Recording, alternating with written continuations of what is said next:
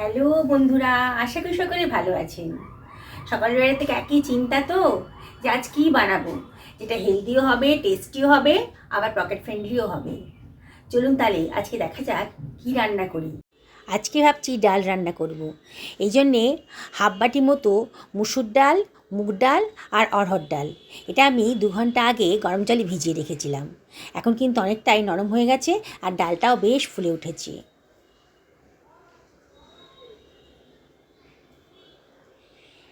এবারে আমি এগুলোর জলটা ঝরিয়ে রাখবো।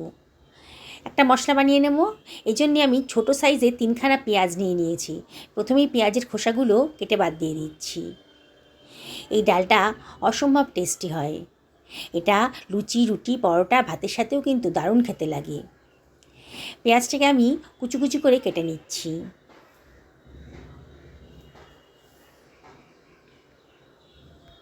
দুখানা ছোটো সাইজের টমেটো নিয়ে নিয়েছি। টমেটোটাকেও আমি আগে থেকে ধুয়ে পরিষ্কার করে নিয়েছিলাম। এই টমেটোটাকে আমি কুচি কুচি করে কেটে নিচ্ছি।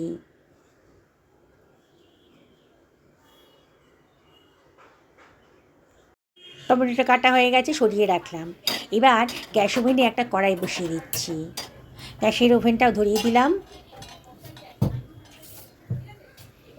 কড়াইটা বেশ গরম হয়ে গেছে। এবার আমি পাশের ওভেনে জল বসিয়ে দিচ্ছি। আজ কিন্তু ঠান্ডা জল দিয়ে রান্না করব না, গরম জল দিয়েই রান্নাটা করব। জলটা গরম করতে দিয়ে দিলাম। আর কড়াইটা কিন্তু বেশ গরম হয়ে গেছে। এবার আমি 2 টেবিল চামচ মতো সর্ষের তেল দিয়ে দিলাম। সর্ষের তেলেই করছি রান্নাটা আজকে। এবার সামান্য 1 চিমটা লবণ দিয়ে দিলাম। লবণটা দিলে পরে সর্ষের তেলের কাঁচা গন্ধটা আর থাকবে না। তেলটা যখন বেশ গরম হয়ে গেছে, গ্যাসের ওভেনটা লোতে করে দিয়ে আমি এর ভেতর দিয়ে দিলাম গোটা গরম মশলা আর হাফ টেবিল চামচ গোটা জিরে। সুন্দর একটা গন্ধ বেরোতে শুরু করেছে। এবারে বেশ সুন্দর গন্ধ বেরোচ্ছে যখন, তখন আমি এর ভেতর দিয়ে দেবো কেটে রাখা পেঁয়াজ কুচিটা। দিয়ে একটু নাড়াচাড়া করে নেব। তার মধ্যে দিয়ে দিচ্ছি কেটে রাখা কতগুলো তেজপাতা। ধুয়ে রেখেছি তেজপাতা আর কেটেও রেখেছি, দিয়ে দিলাম। এর ভেতর দিয়ে দিচ্ছি 1 টেবিল চামচ মতো আদা রসুন বাটা, আগে থেকে বেটে রেখে দিয়েছিলাম। সেটা দিয়ে সব কিছু ভালো করে মিশিয়ে একটু নাড়াচাড়া করে নিচ্ছি।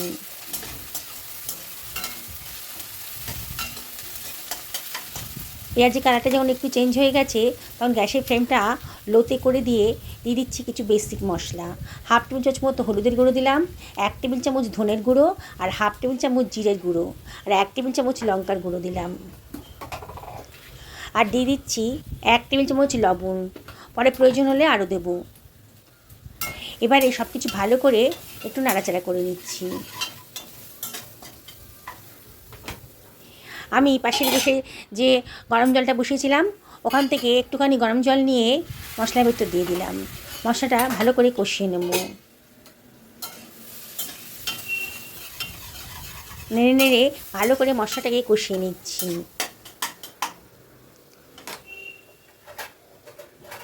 এটা আমি ঢাকা দিয়ে দিচ্ছি 2 মিনিটের জন্যে লো ফ্লেমে, তাহলে তাড়াতাড়ি মশলাটা কষানো হয়ে যাবে। মিনিট 1.5-2 হয়ে গেছে যখন, মশলার গা থেকে কিন্তু তেলও বেরোতে শুরু করেছে। আবারও মশলাটা ভালো করে একটু নাড়াচাড়া করে নিচ্ছি। সুন্দর করে মশলাটা কষিয়ে নেব।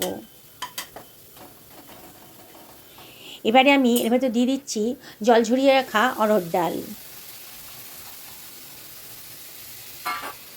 তারপর দিয়ে দিচ্ছি জল ঝরিয়ে রাখা মুগ ডালটা।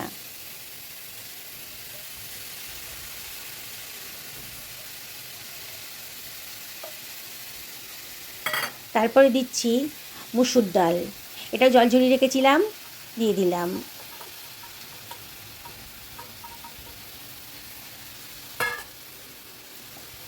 এবারে সব কিছু ভালো করে মিশিয়ে নিচ্ছি।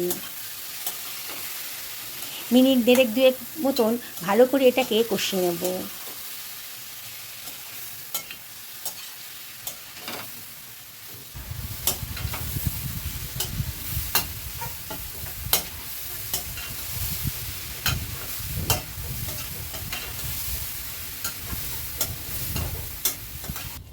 মিনিট 2 পর গরম জল দিয়ে দিচ্ছি। পুরো গরম জলটাই দিয়ে দিলাম। এই 2 বাটি মতো হবে, ছোটো বাটি 2 বাটির মতো গরম জল দেওয়া হয়ে গেল। দিয়ে এবারে সব কিছু ভালো করে জলের সাথে মিশিয়ে নিচ্ছি।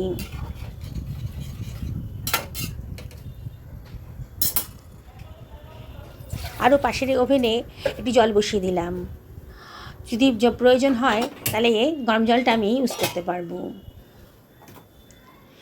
আর এই ডালের বাটির ভেতর দিয়ে দিচ্ছি কেটে রাখা টমেটোটা,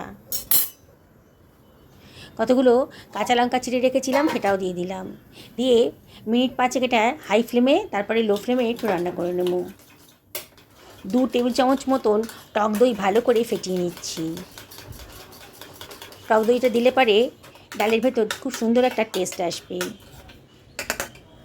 ভালো করে ফাটানো হয়ে গেছে, ডালটাও বেশ ফুটে উঠেছে। মিনিট 5 হাই ফ্লেমে, আরও মিনিট 3-4 লো ফ্লেমে এটাকে ফুটিয়ে নিয়েছি। দেখেই মনে হচ্ছে ডালটা কিন্তু বেশ নরম হয়ে গেছে। এবার আমি দইটা দিয়ে দিলাম।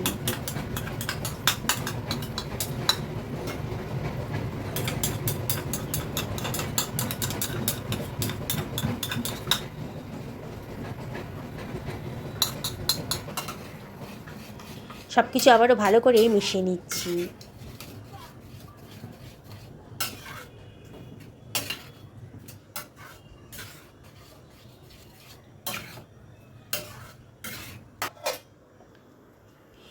খানিকটা জল এর ভেতর দিয়ে দিচ্ছি, এই হাফ বাটির মতো জল দিয়ে দিলাম।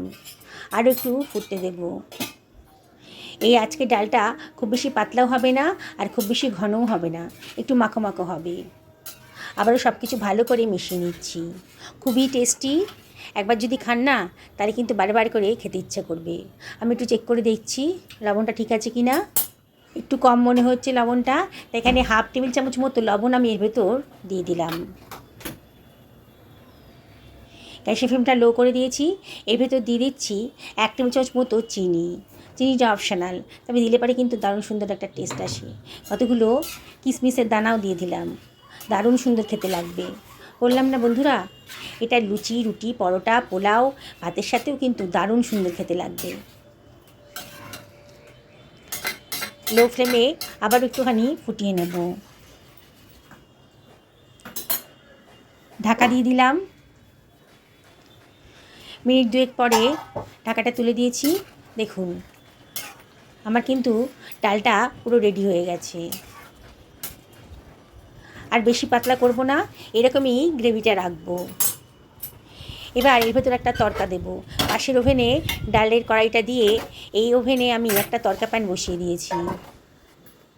এর ভেতর দিয়ে দিচ্ছি 1 টেবিল চামচ সর্ষের তেল, আর দিয়ে দিচ্ছি 1 টেবিল চামচ ঘি। ঘিটা দিলে কিন্তু দারুণ সুন্দর একটা গন্ধ বেরোবে। আর দিয়ে দিচ্ছি হাফ টেবিল চামচ সর্ষে দানা, আর দিয়ে দিলাম 2খানা শুকনো লঙ্কা, কিছুটা কারি পাতাও দিয়ে দিলাম। দারুণ সুন্দর গন্ধ বেরিয়ে গেছে। এবার আমি ডালের ভিতরে তরকাটা দিয়ে দিচ্ছি। সঙ্গে সঙ্গে ঢাকা দিয়ে দেব, তাহলে গন্ধটা থেকে যাবে। খানিক্ষণ বাদে কড়াইটাকে পাশে গ্যাসে ট্রান্সফার করে এখানে একটা তাওয়া বসিয়ে নিয়েছি। সকালে জলখাবার তো একটু রুটি না হলে চলে, তাই রুটিই বানাবো আজকে। আটাটা আগে থেকে মেখে রেখেছিলাম।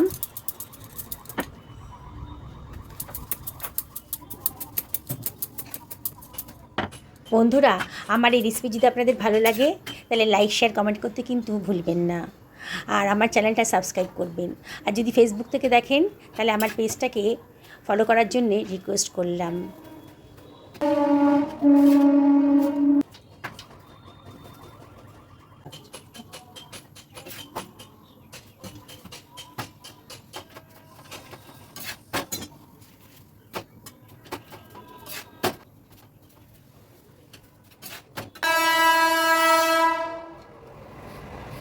রুটিটা হয়ে গেছে, এবার কড়াই ঢাকাটা আমি তুলে দিচ্ছি। দেখুন কত সুন্দর দেখতে হয়েছে, দারুণ সুন্দর গন্ধও কিন্তু বেরিয়ে গেছে। ডালটা ভীষণই টেস্টি। বললাম না, একবার যদি বানিয়ে খান এরকম করে, বারে বারে এরকম করে বানাতে ইচ্ছে করবে। পরিবারের সবাই কিন্তু দারুণ খুশি হবে। ব্রেকফাস্টেই বলুন আর ডিনারেই বলুন কিংবা লাঞ্চেই বলুন, এরকম একটা ডাল থাকলে পারে দারুণ সুন্দর জমে যাবে। দুখানা সুজির মিষ্টি দিয়ে হাজব্যান্ডের ব্রেকফাস্টটা রেডি করে দিয়েছি। বন্ধুরা, রেসিপিটা যদি ভালো লাগে তাহলে নিজে বানান বাড়িতে, নিজেও খান, পরিবারের সকলকে খাওয়ান। আর সকলে ভালো থাকুন এই কামনা করেই ভিডিওটা এখানে শেষ করলাম।